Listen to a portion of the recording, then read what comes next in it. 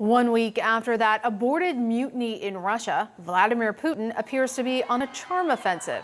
The Russian president making some rare public appearances this week, a likely bid to reassert his authority. It comes as there is still no sign of the Wagner Group's leader since he called off the mutiny. The president of Belarus says he has arrived in the country a few days ago.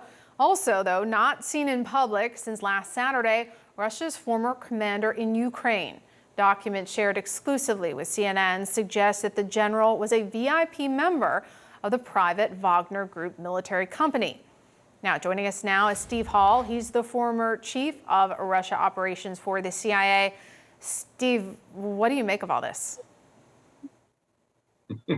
Yeah, it's been quite a week, hasn't it? We don't have a whole lot. Yeah, we don't have a whole lot of context yet, and I think we'll start to get more as as the weeks and months go by. But with just a week's worth of looking back, a couple things I think become apparent. The first is, it's amazing to me that Vladimir Putin inside the Kremlin somehow missed all of this. I mean, it shows an incredible, in my view, weakening capability or distracted capability on the part of the Kremlin. The Kremlin has, organizations that are designed and are very well resourced to pick up exactly this kind of thing, any threat to the regime.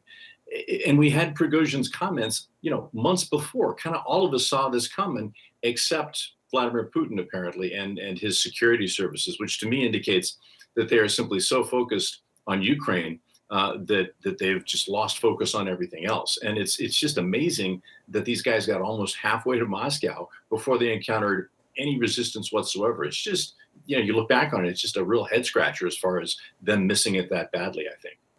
That's right. And even to casual observers, in some ways, seems almost improbable. So, I mean, in the weeks since the revolt, we have not heard from the mercenary group's leader or the Russian general who was detained in the aftermath.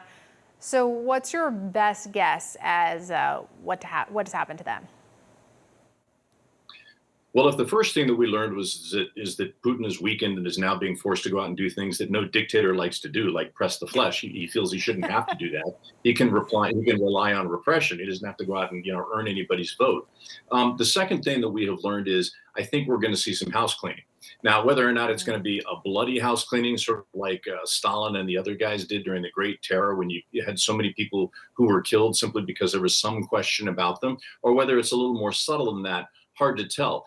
Putin certainly knows how to do that and has all the tools. We've seen the tools of assassination that he has. But it is interesting that although President Lukashenko in Belarus says, oh, yeah, Prigozhin is here, as well as many of his forces, we have yet to see any real evidence of Prigozhin himself. There's been a little bit of evidence that is coming out that the forces might be arriving. And of course, General Surovikin, who was also apparently very close to Prigozhin and the Wagner Group, has also not been seen for the entire week. So that could be, in my view, the beginning of the housekeeping that Putin so badly needs to do if he wants to keep his regime together.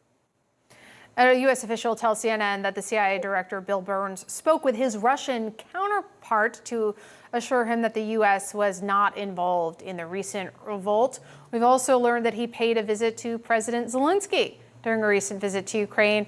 What do you make of all of this sort of forward leaning by the CIA? It's important to use occasionally the director of the CIA as almost a policy instrument as opposed to just the normal collection capability and analytical capability that the agency usually does.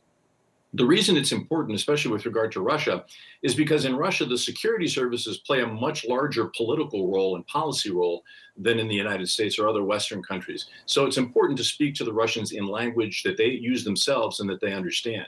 So when the director of CIA calls and says, for example, this is an internal matter, we had nothing to do with it, I don't know how many times I've heard, stay out of our internal affairs from autocracies like Russia and China. So it's important for them, for them to hear that from us. It has not only a calming effect on Russia, but it robs them of a propaganda opportunity to say, oh, well, this was a foreign intervention of some type. Foreign Minister Lavrov sort of alluded to it a little bit. And said, well, there could have been foreigners involved somehow, but he didn't really try very hard. That was, I think, because the CIA director had set the stage for taking that argument away from them. Fascinating. Steve Hall, thank you. Sure.